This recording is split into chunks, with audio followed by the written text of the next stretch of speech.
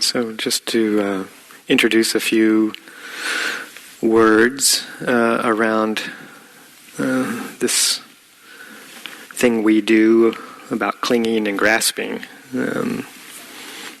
Talking about how this process of holding on to or grasping, clinging, attaching to the five khandhas, the body and the mind, is a source of this kind of preventable suffering. And that if we can learn a little bit about this process of grasping, clinging,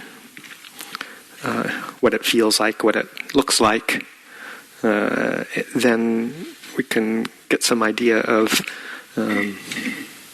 what not to do.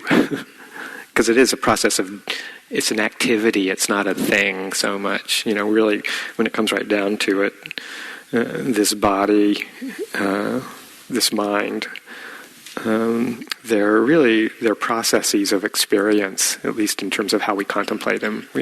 We tend to solidify everything into objects, even the mind we solidify into an object. But just to keep in mind, these are all flows of experience as we can know them.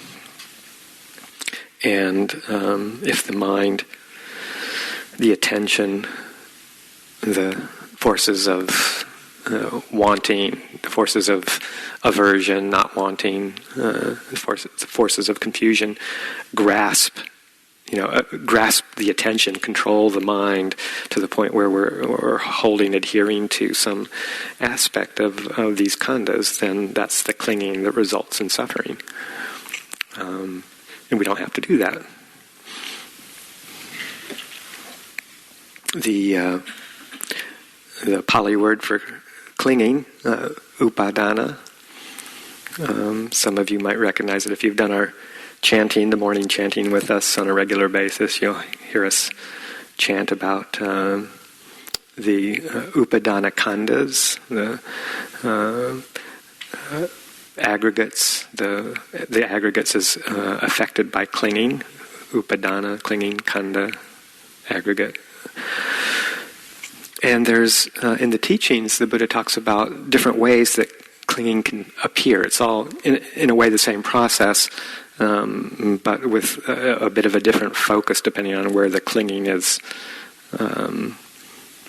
moving towards, what the focus of the clinging is. And he talks about 4 different kinds. And just to remember, all these categories they're just a way of helping to describe and flesh out the experience. They're not meant to be like doctrinal truths in terms of these are the only kinds and this is the only way it can manifest and it has to fit into one of these 4 categories and that they're all mutually exclusive. It's like, don't hold it that way. But use it as a way of having some structure to a reflective process. So the first kind that he talks about is kam upadana, which is, in a sense, clinging to sensuality, to the sense experience. The second kind is ditupadana, which is clinging to views, clinging to opinions, views and opinions. That's a big one that we can really get into. Third one is silabatupadana, which is clinging to like precepts and practices or kind of rites and rituals is an older translation. But rites and rituals, precepts and practices. Go into that a little bit more. And then the fourth one is atawadupadana, which is clinging to a doctrine or a belief in self, in the experience of an unchanging entity. So these are how the Buddha describes clinging as being, as manifesting in our experience. So you can see, say, in relation to the 5 khandhas, kam upadana, or clinging to sensuality or sense experience, in relation to the five khandhas, you can see how that manifests around the body, the experience of the body, how we cling to that in terms of sense experience, because the body is the host for our five physical senses: sights and sounds and taste, touch, and smells and tactile experience. Those five physical aggregates. And then the feelings that are associated with those of pleasant, unpleasant, neutral. These are all within the realm of sensuality and how we can cling to sensuality. And we just constantly doing that. We have pleasant feelings and we want to increase them. We have unpleasant feelings. We want to get rid of them. There's a lot of our lives spent in maximizing these pleasant sense experiences. And that doesn't necessarily, just to preempt any questions that might come up around what's wrong with that, it's not to imply any kind of moral issue unless it leads to transgressing precepts and taking advantage of people in a sensual way, or taking things that aren't ours, or taking the life of creatures with that kind of sense experience, sense drivenness in mind, or lying to get what we want. Those are the kinds of areas where it does become a moral issue. But more looking at sense desire as a strategy that at best only works part-time, and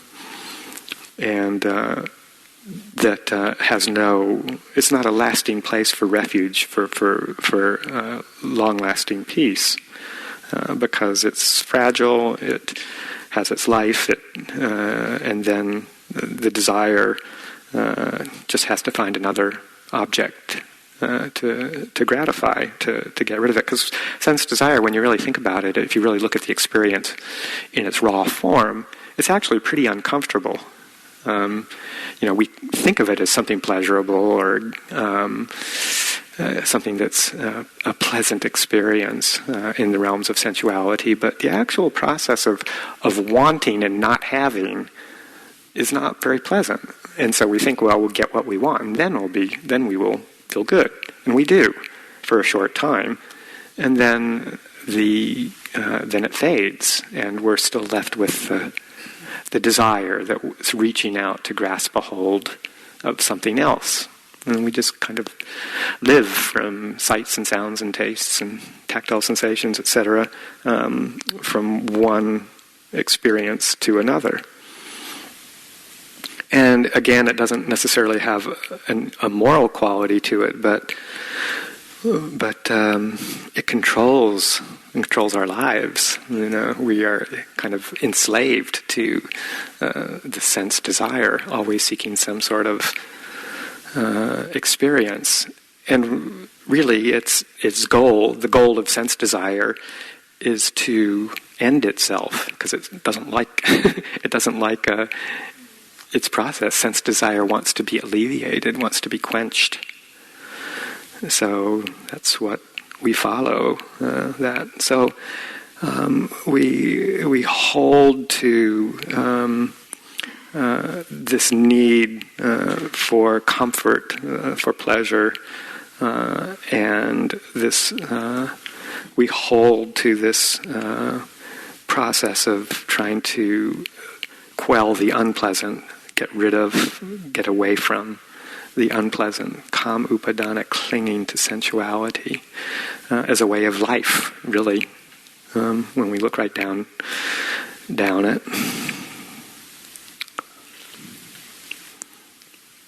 Yeah, and who wants to be a slave to that? Not me.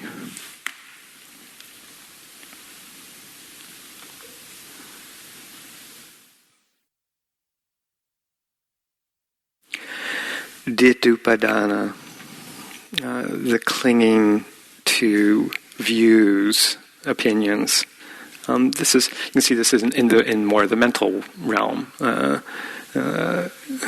Ditupadana kind of manifests in the khandhas around the perceptual process or the thinking process.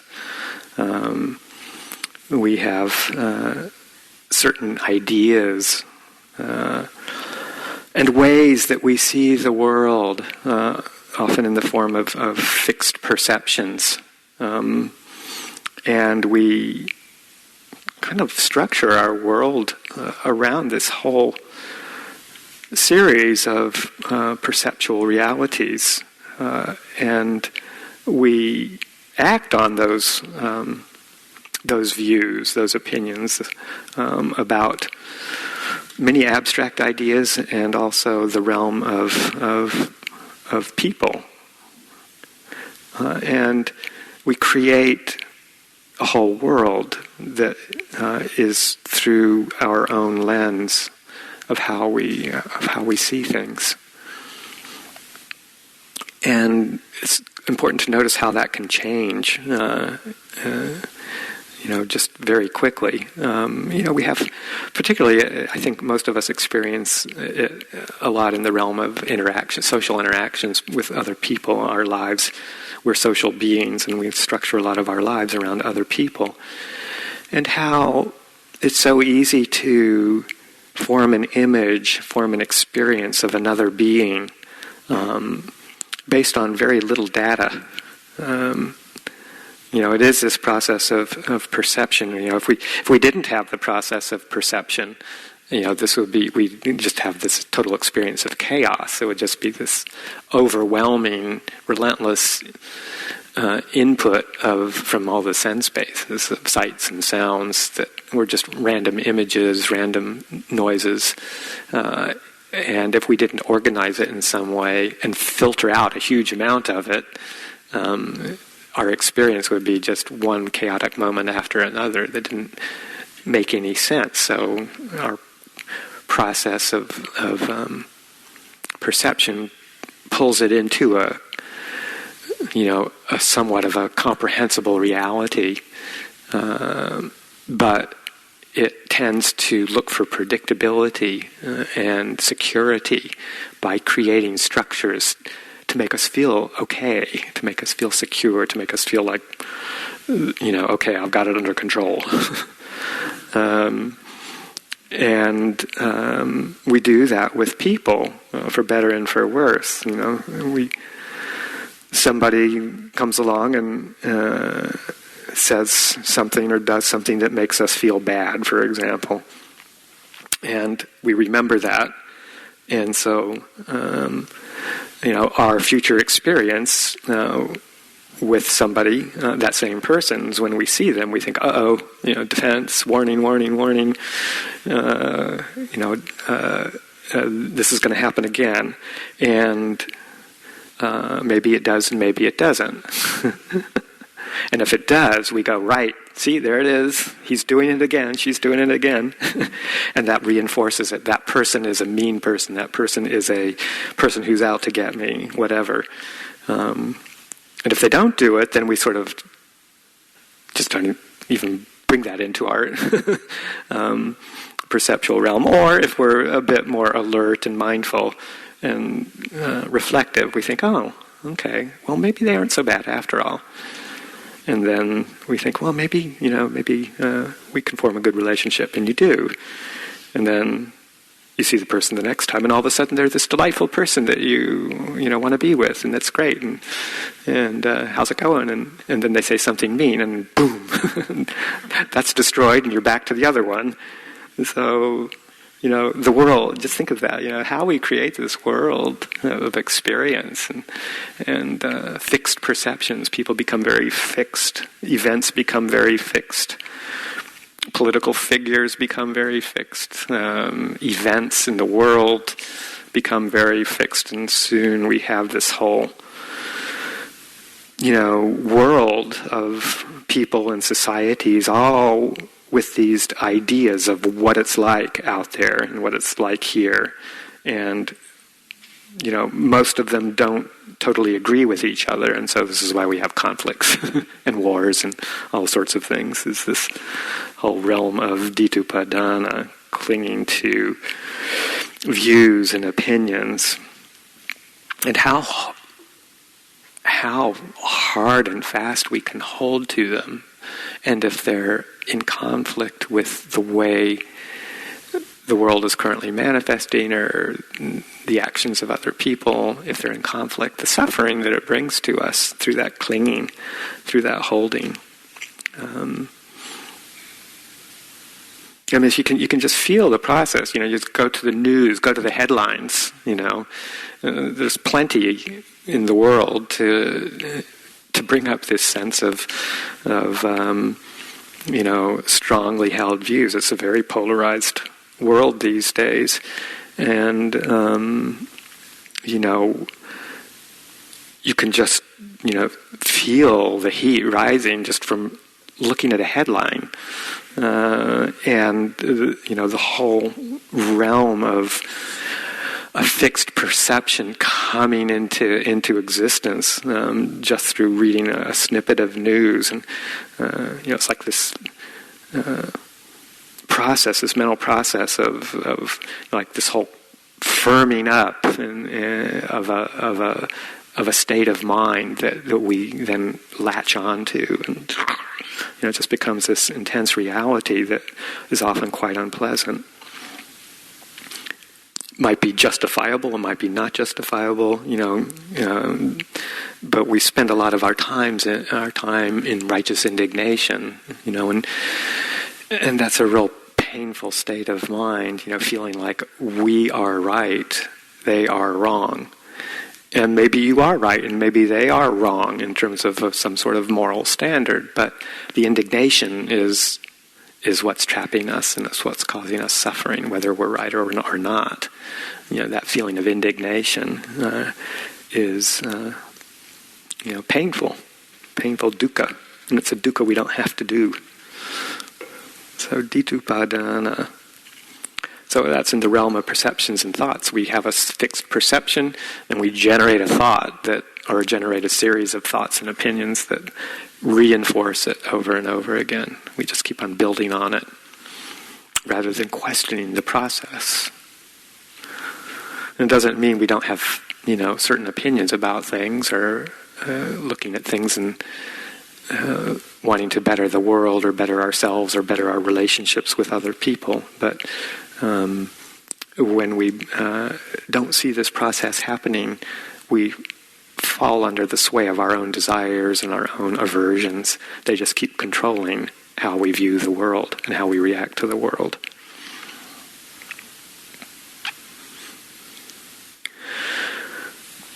So another kind of form of that, in a sense, is the sila bhatupadana, the attachment or clinging to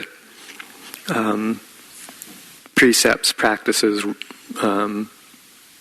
rites and rituals. And probably at the time the Buddha was talking about this was in an environment where there were a lot of religious practices that were very ritualized, and the whole idea of purification of the mind, purification of the body, purification of karma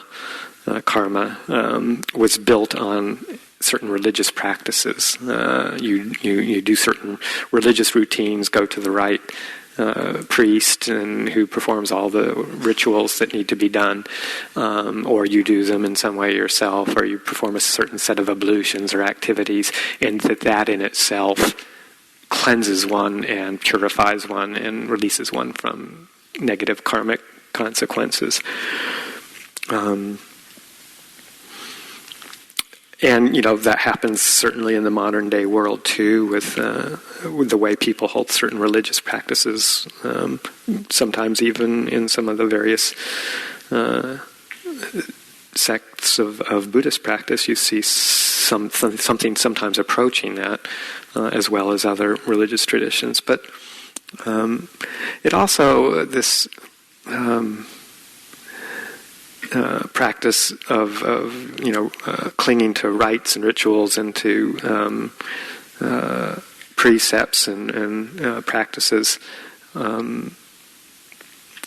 can also be experienced just in how we run our daily life. We structure our routines to create a sense of safety and clarity and predictability. And so we use certain ideas of what it is that we need to get through a day, or if, taking it to that further extreme of, say, certain mental, spiritual rituals as a way of creating a sense of safety and security. But what's really useful is to realize that all of these routines are meant to be ways to help get us through a day or help get us structured around a certain mind training, but that in and of themselves they are not the answer. They're just merely a vehicle. So even like in our tradition, we bow to the shrine, we do our chanting, but we don't do it with the idea that this is what is going to purify us, or we're not worshiping the Buddha or some image of the Buddha. We're just using it as a tool to gladden the mind, to uplift the mind, to remember some qualities that we want to bring into our lives. We do the chanting to open the heart, to kind of as a different avenue into the heart and mind. But if we cling to them and say it has to be done in a certain way, we have to light the candles first, and then we light the incense, and then we bow 3 times. And if we don't do it that way, then it's not going to work. That's it's not holding it in the right way. Or if I don't have my lunch at 11:45 and finish it by 12:05, then my whole life is going to be disrupted. And so we hold on to these kind of routines and rituals that help give us a sense of security. And when that can't happen, when that doesn't happen, when somebody lights the incense first, or when our lunch is delayed a half an hour or whatever it is, our life gets kind of all turned upside down. So how to let go of that clinging.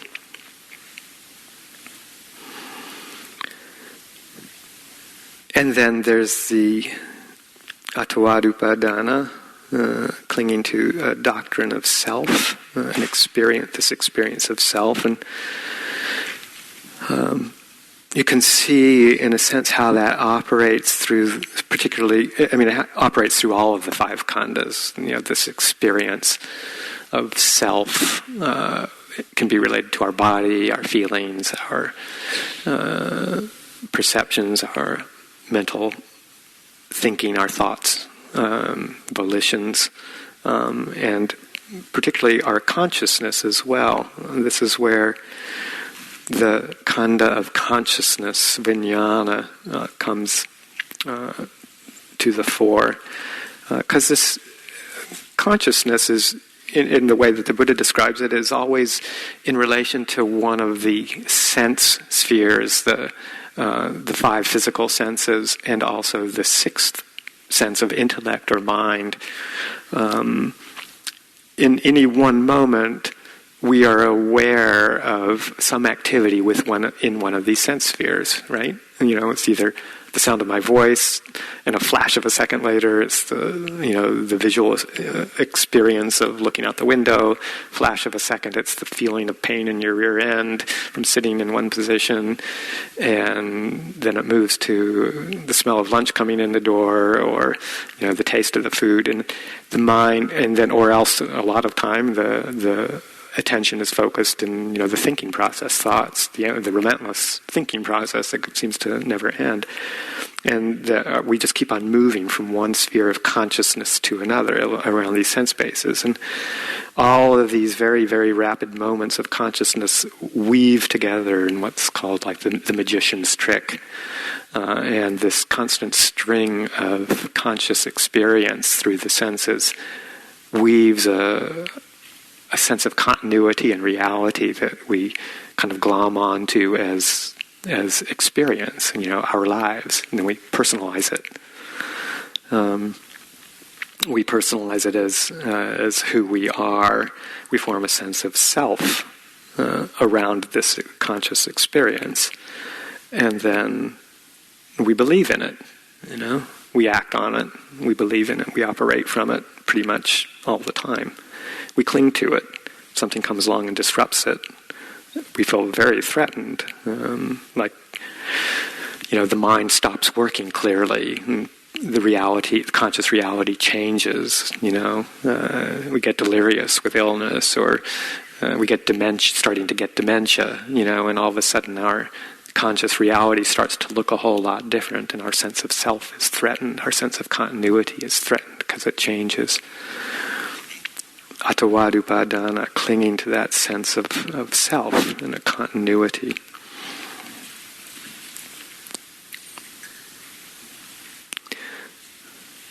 And it all results in dukkha. This is not satisfactory when we cling to any of these aspects of sensuality, body, feelings, perceptions and thoughts, views, opinions, rituals, ideas, practices, consciousness. It's the basis for dukkha. Some of you who are familiar with the rest of the Noble Truths, we're starting to bleed a little bit into the second Noble Truth of the cause of suffering, which is tanha, craving, and craving for sensuality, craving for becoming, being, craving for non-becoming, annihilation, which won't go to in a lot of detail, but it's that craving is kind of the precursor, the preceding event in the mind stream before clinging happens. The craving is what helps condition the movement and the establishment of that clinging onto one of the khandhas, which is what we call dukkha, what we call suffering, the suffering that can be ameliorated.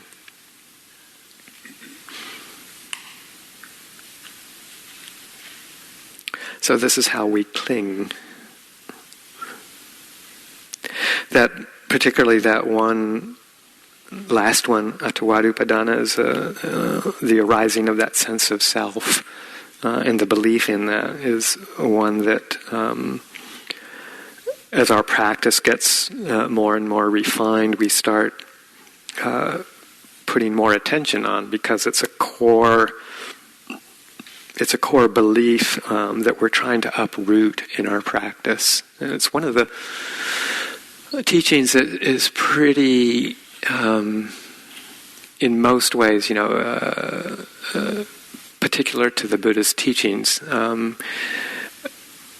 Many other traditions approach that aspect of our experience of suffering when they talk about self and the sense of suffering that a sense of self can cause.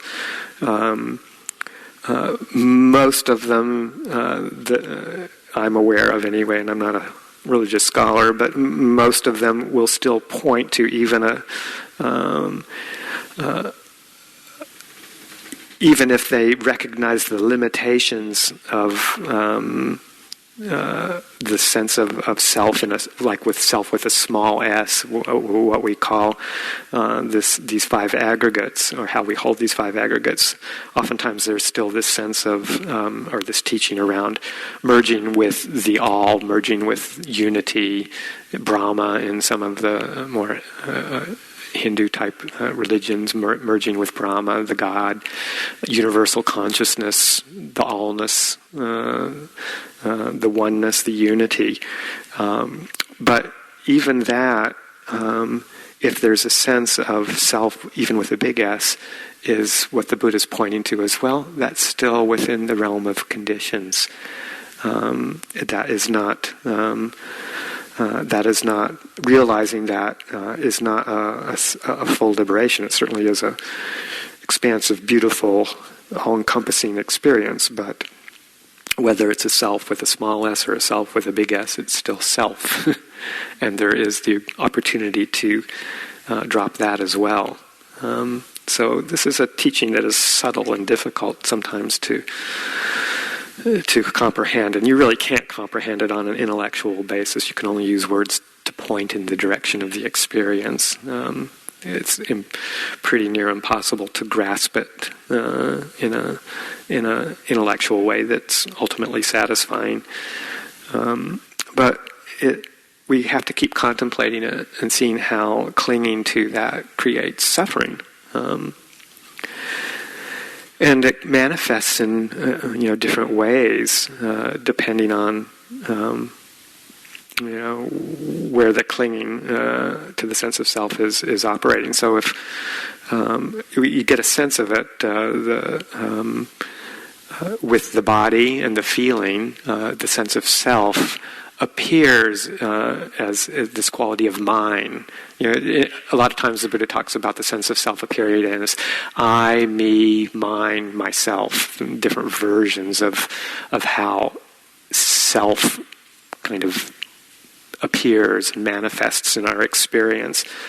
And oftentimes that sense of self in relation to the body and the feeling aggregates comes in around this quality of mind. This body is mine. I think sometimes people think this is what I am. There's that sense of me and I am this body. But I think, many of us have kind of, maybe understood that this really isn't who I am. This isn't me, but we certainly operate as if it's mine. There's some sort of abstracted sense of self that is in control of this body or that owns this body. So we often, even if we don't think it consciously with a thought, we operate as if this body is mine or these feelings are mine and that we should have some control over them. And we maybe have a modicum of control, but only enough to keep us fooled.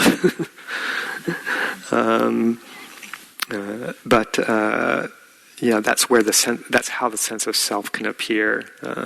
This is my body, and I'm going to treat it well. I'm going to feed it good things, and I will make it live, a nice long life, and I will keep it looking attractive, and I will have just good feelings, and because this is mine, and it's my ability to do that. It's my right to do that. So a sense of ownership. And if you look at the perceptual realm, all the ways that we have classified the world, all of our memories, all of the ways that we structure how we experience and make sense of the world, you can sort of see that as the self appearing in the form of me. This is who, this is me. These perceptions have the quality of being the experiencer. Sort of a receptive quality, the one who experiences the world of the senses. This is me. This realm, this whole world of experience of my internal perceptions is me. Whereas, like thoughts or ideas or how we proliferate, how we, form the intentions to act as an agent. It's more like I as an agent. As an agent of action.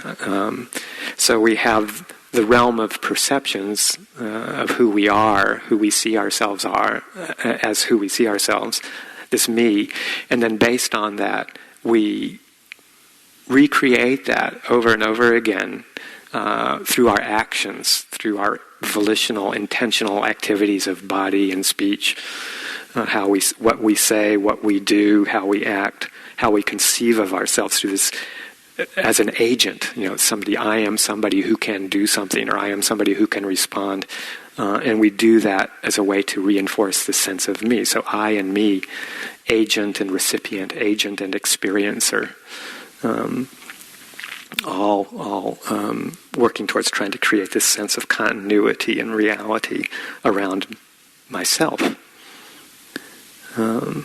And then just the sense of self-existence, I am, in forms of consciousness, how we use and allow the consciousness that's moving from object to object, from sights to sounds to taste, to weave this sense of presence. I am.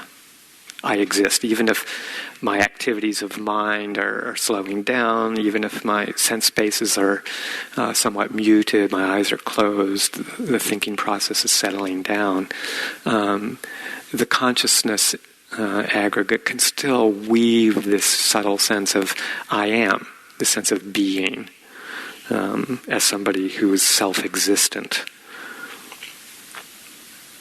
So we have all of these activities playing along through the sense spaces.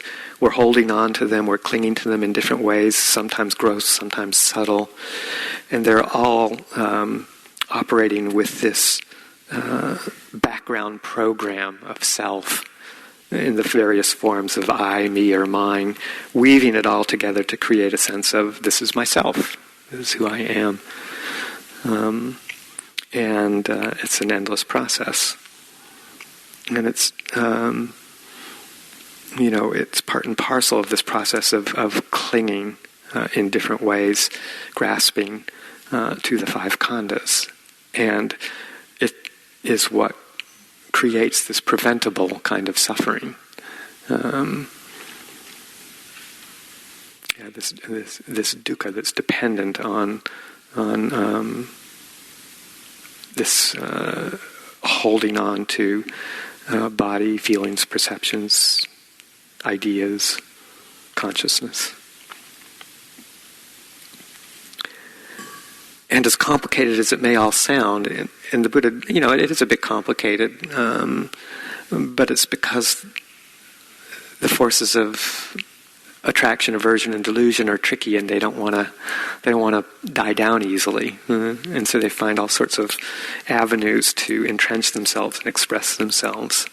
But this is the beauty of the Buddha's teachings. He's saying, well, we just have to train our minds to see it clearly, and once we see it clearly, then there's this sense of,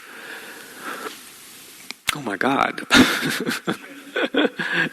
this is what I've been doing since an inconceivable beginning of time, and it's what I'll keep doing for an inconceivable amount of time until I just get tired of doing it.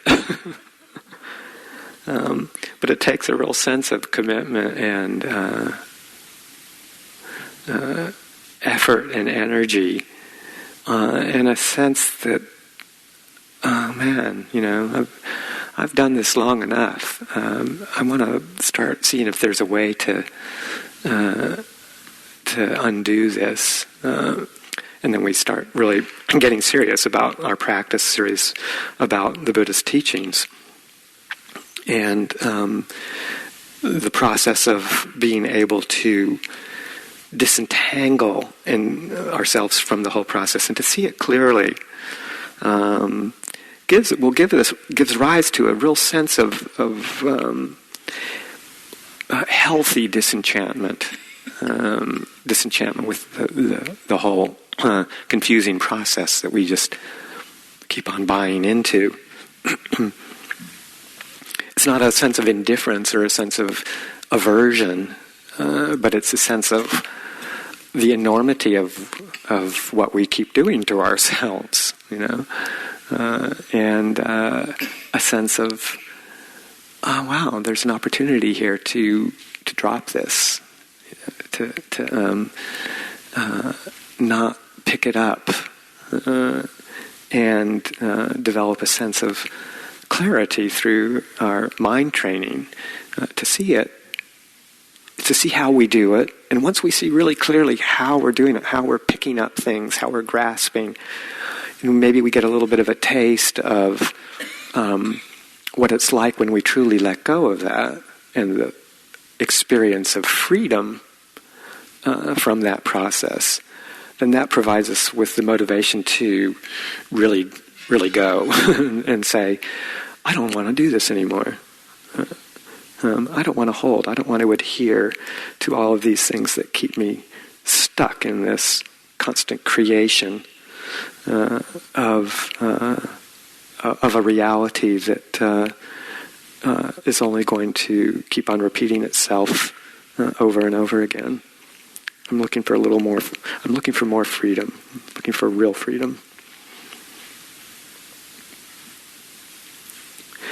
So this is kind of the teaching that the Buddha says, if we can fully understand dukkha, if we can fully understand it, understand what it is that is part of nature, what it is that is a result of past action, karma, that we have little or just a small amount of control maybe over. If we can clearly see how to see this process in the present moment, then we can see how to be able to accept with grace and patience that which we can't control, and how we can develop the skillful qualities that we need as ballast and support all the development of skillful states of mind, and how to let go of and abandon unskillful states of mind, so that the mind gradually simplifies, purifies, settles, becomes clear,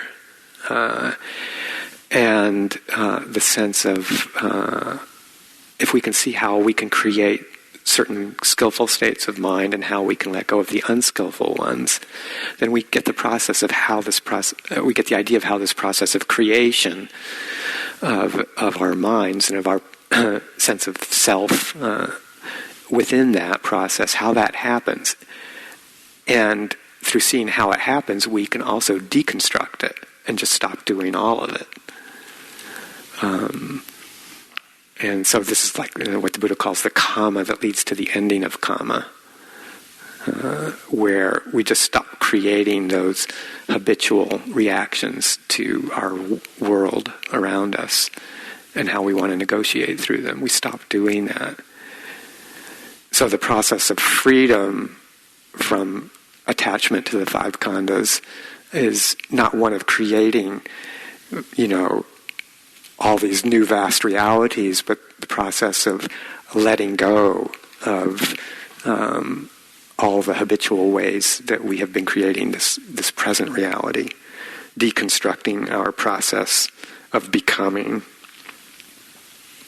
and just resting in not becoming, not weaving together this whole sense of self, reality, and the world